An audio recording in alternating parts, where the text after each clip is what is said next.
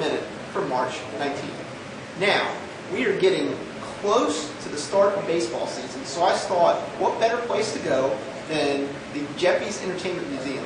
We are just a few feet from Oriole Park at Camden Yards.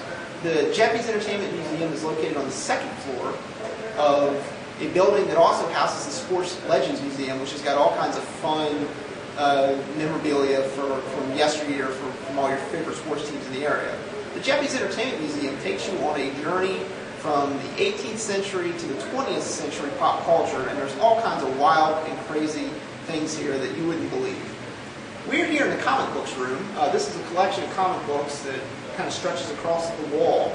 And we were able to get a tour today with Dr. Arnold T. Blumberg.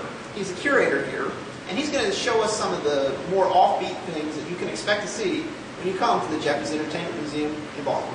This is one of the items that we're proudest to have here at Geppies Entertainment Museum. This is an original Joe Shuster Superman. This piece was drawn by the co-creator of Superman, Joe Shuster.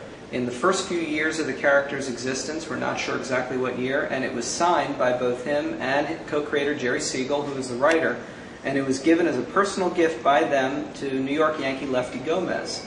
And of course, like a lot of people ask, well, how did it come down all these years later into a private collection like this? Who really knows? But here it is on display here. We have as our centerpiece certainly one of the most famous, indelible characters in pop culture history worldwide, and that's Mickey Mouse. Introduced by Walt Disney in 1928, obviously still going strong all these years later, and here he is in some of his earliest forms, including very different looks of the character before Disney really settled on what the exact design would be like. And you see here quite a few pie-eye Mickeys from the 1930s.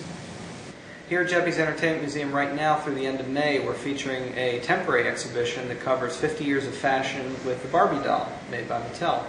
And here in this case, we have two of the very first Barbie dolls from 1959.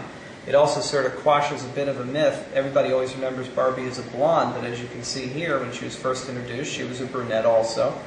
And in keeping with the black and white 50s that we remember from television, all she had was her black and white swimsuit to start with.